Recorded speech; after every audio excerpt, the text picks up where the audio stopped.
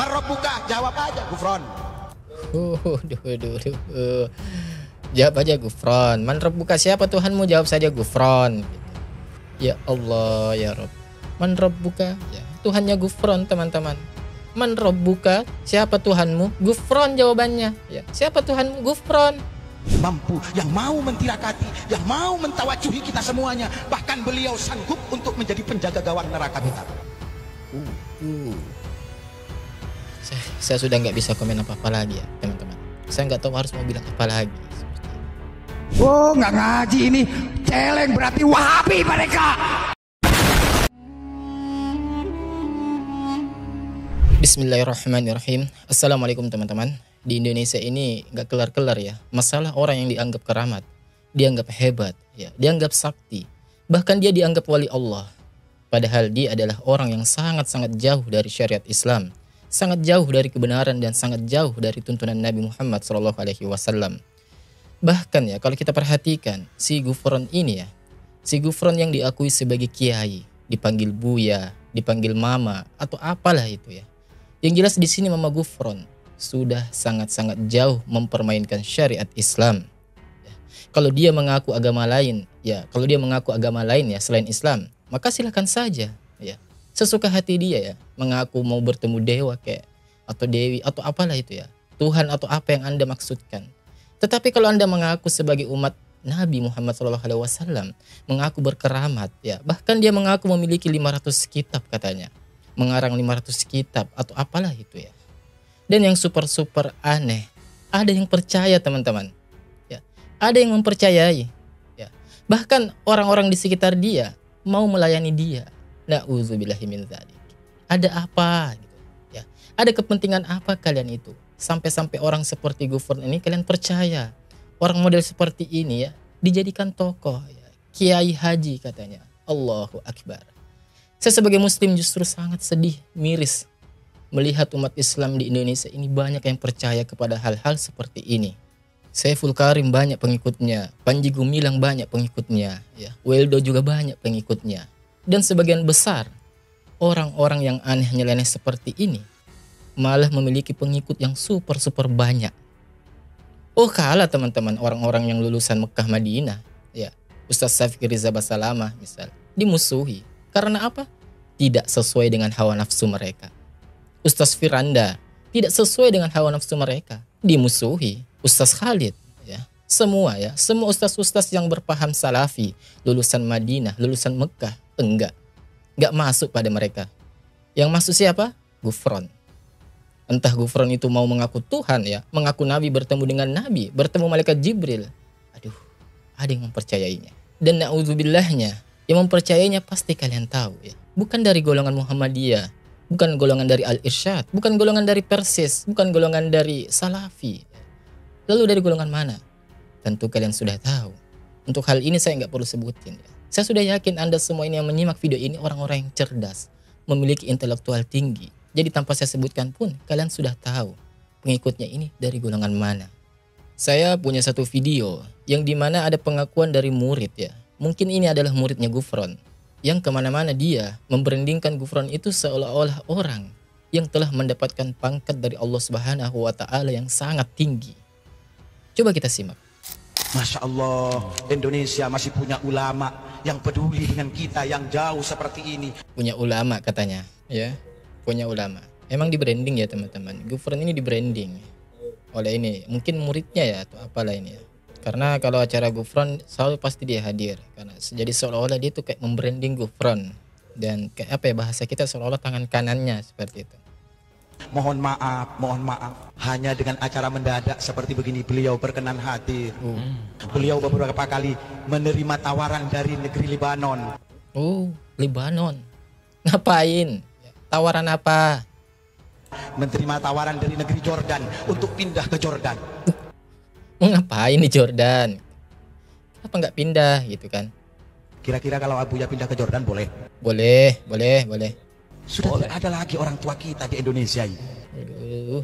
Seolah Gufron itu pemegang kunci ya, pemegang kunci surga. Oh bukan ya, penjaga gawang neraka gitu kan. Jadi kalau kita nggak usah khawatir lagi karena ada si Gufron yang menjaga neraka untuk kita. Hebat gitu kan. mampu, yang mau mentirakati, yang mau mentawajuhi kita semuanya. Bahkan beliau sanggup untuk menjadi penjaga gawang neraka kita.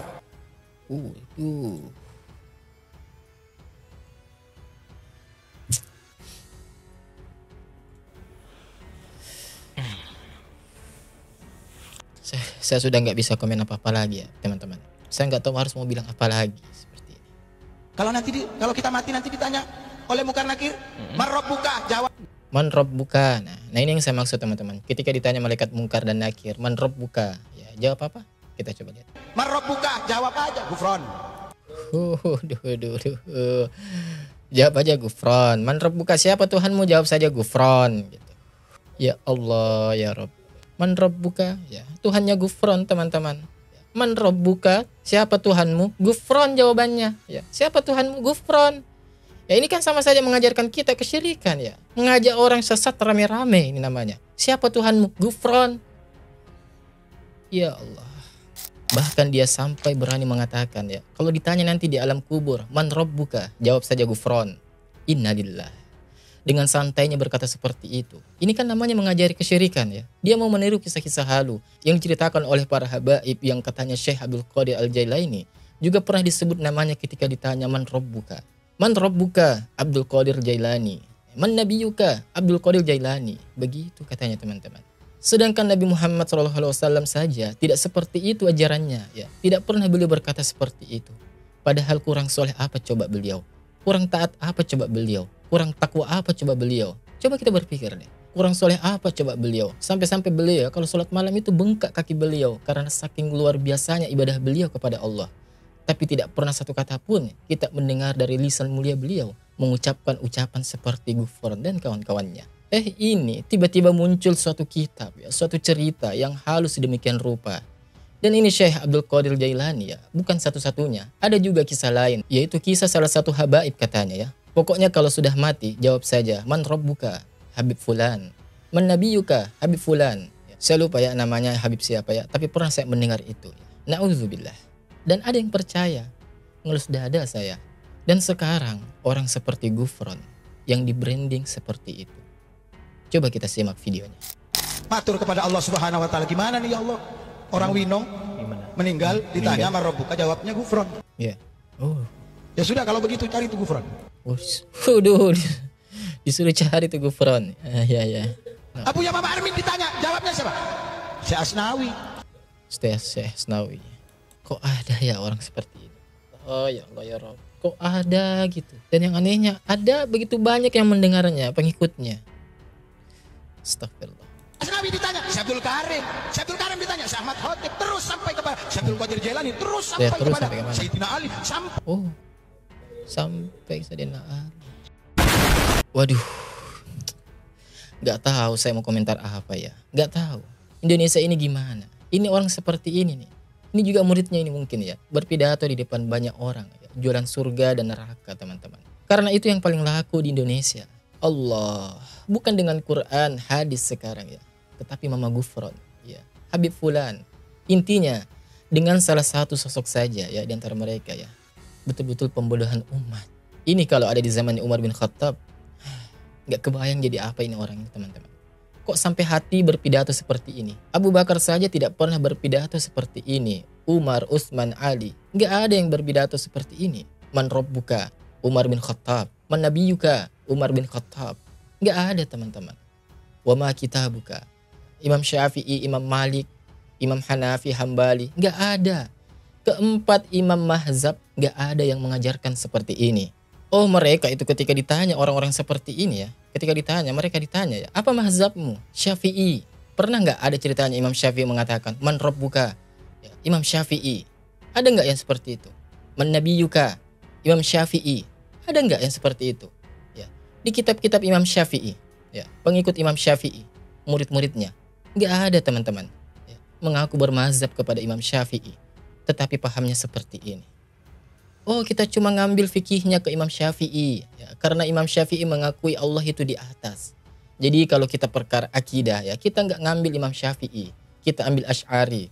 Asy'ari sudah tobat ya. Abul Hasan al-Asy'ari sudah tobat dari akidah Mu'tazilahnya ya. Kalian kapan mengaku mazhab Syafi'i ketika Imam Syafi'i mengharamkan musik? Oh, kalian berbondong-bondong mengambil fatwa dari Ibnu Hazm. Jadi intinya mencari fatwa yang sesuai dengan hawa nafsu. Meskipun ada orang yang menghalalkan musik ya, membolehkan musik atau menganggap musik itu baik-baik saja ya. Ya, saya tidak mempermasalahkan kalau memang terjadi khilaf. Tetapi keempat imam mazhab tidak ada yang menghalalkan. Mungkin boleh ada ya dari pengikutnya, tetapi kalau menghalalkan tidak ada, nggak ada teman-teman. Hanya ada di kalangan mereka orang yang berpaham sufi-sufi halu ini. Oh, tidak semua sufi yang seperti itu, tapi yang seperti itu pasti ada di sufi. Ya, ada di kalangan sufi teman-teman. Mengakui dalam sehari ada wali fulan 360.000 kali khatam Al-Quran. Gimana tuh? Setiap detik khatam 2 kali Al-Quran. Na'udzubillahi min dzalik. Dan seperti itu dipercaya. Kita melafazkan Bismillahirrahmanirrahim itu sudah hampir 2 detik. Oh enggak, kalau bagi sufi dalam 1 detik khatam 2 kali teman-teman. 360.000 kali khatam Al-Quran selama sehari. Saya tidak tahu itu ceritanya bagaimana ya. Sehari atau sehari semalam. Kalau sehari artinya 12 jam. Waduh. Kalau 12 jam bisa khatam Al-Quran 360.000 kali. Artinya apa? Dalam 1 detik khatam 4 kali ya. 1 detik itu. 1 detik itu kita tarik nafas dia sudah khatam Al-Quran. Top ya. Benar kata Imam Syafi'i ya. Orang sufi ketika dia paginya mengakui sufi tidak sampai zuhur dungu dia. Kata Imam Syafi'i ya teman-teman. Bukan kata saya. Kecuali orang-orang yang belajar tasawuf, belajar sufi dengan cara mengamalkan fikih yang benar.